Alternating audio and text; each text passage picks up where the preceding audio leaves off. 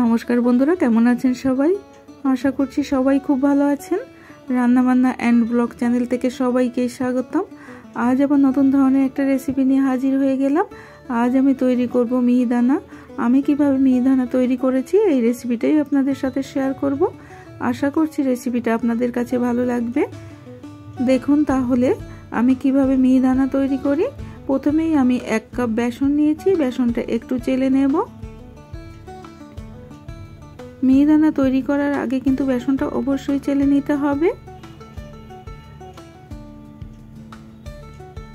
দেখুন আমি 1 কাপ বেসন নিয়ে নিচ্ছি।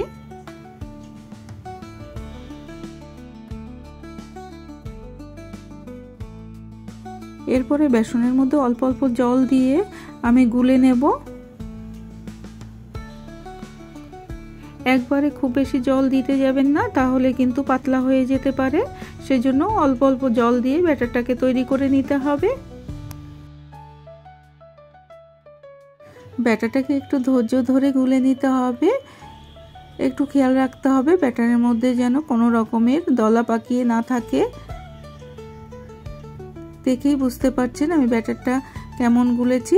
এইভাবেই ব্যাটারটাকে গুলে নিতে হবে, আর এরকমই পাতলা হবে। ব্যাটারটা এক সাইডে রেখে দিয়ে আমি চিনি শিরা তৈরি করে নেব। চিনি শিরা তৈরি করার জন্য আমি 2 কাপ চিনি দিয়ে দিচ্ছি, আর দিয়ে দিচ্ছি 1 কাপ জল। ঘন একটা শিরা তৈরি করে নেব, তবে খুব বেশি ঘন হবে না। চিনি শিরাটা এমনভাবে তৈরি করতে হবে একটু চিটচিটে মতো হবে, খুব পাতলা হবে না, আবার খুব ঘন হয়ে যাবে না। এমনভাবে চিনি শিরাটা তৈরি করে নিতে হবে। চিনি শিরাটা আমার তৈরি হয়ে গেছে। ঠান্ডা হওয়ার জন্য এক সাইডে রেখে দেব। মিহিদানাটা তৈরি করার জন্য আমি একটা দুধের প্যাকেট নিয়েছি। আমি দুধের প্যাকেটটা ব্যবহার করব। আপনাদের কাছে যদি পাইপিং থাকে আপনারা পাইপিং দিয়েই তৈরি করতে পারেন। অন্যদিকে আমি কড়াইতে পর্যাপ্ত পরিমাণে সাদা তেল বসিয়ে দিয়েছি। তেলটা গরম হয়ে গেছে। এরপরে আমি মিহিদানাগুলো ভেজে নেব। এরপরে আমি যে প্যাকেটটা নিয়েছি ব্যাটারটা ভরে সেই প্যাকেটটা একটু ছিদ্র করে দিয়েছি। ছিদ্রটা যত ছোট হবে মিহিদানাগুলো ততটাই সুন্দর হবে।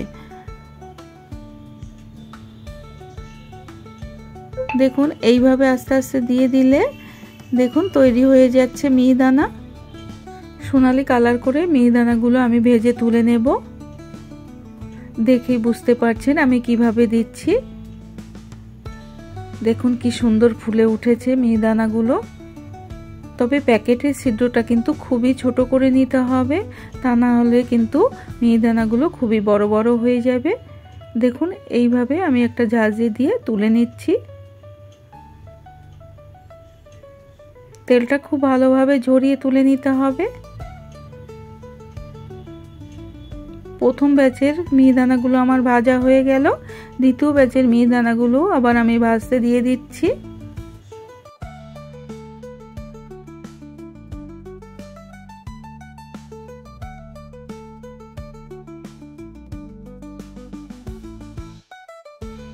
দেখুন সবগুলো মিহিদানা আমি ভেজে তুলে নিয়েছি এইভাবে।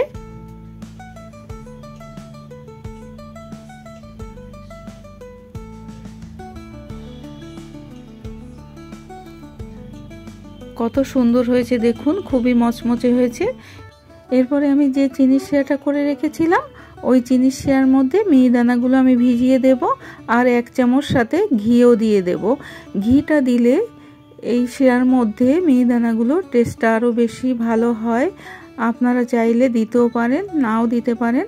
আমি 1 চামচ ঘি দিয়ে দিয়েছিলাম, এতে করে মিহিদানাগুলো খেতে আরও বেশি টেস্ট হবে। দেখুন আমি মিহিদানাগুলো চিনি শিরার মধ্যে ভিজিয়ে দিয়েছি। একটু নেড়ে চেড়ে খুব ভালোভাবে ভিজিয়ে নেব। এরপরে মিহিদানাগুলো আমি আধা ঘন্টা এইভাবে ঢেকে রেখে দেব। আধা ঘন্টা বাদে ফিরে এসে আপনাদের দেখাবো কেমন হয়েছে মিহিদানাগুলো। আধা ঘন্টা বাদে দেখাচ্ছি আপনাদের। দেখুন মিহিদানাগুলো কি সুন্দর হয়েছে, আর সমস্ত রস মিহিদানার মধ্যে খুব ভালোভাবে ঢুকে গেছে। দেখেই বুঝতে পারছেন। মিহিদানার এই রেসিপিটা যদি আপনাদের কাছে ভালো লেগে থাকে তাহলে অবশ্যই আমাকে একটা কমেন্ট করে জানাবেন রেসিপিটা আপনাদের কাছে কেমন লাগলো। আর আমার সাথে থাকার অনুরোধ রইল। সবাই খুব ভালো থাকবেন, সুস্থ থাকবেন। ধন্যবাদ। আবার আসবো অন্য কোনো রেসিপি নিয়ে।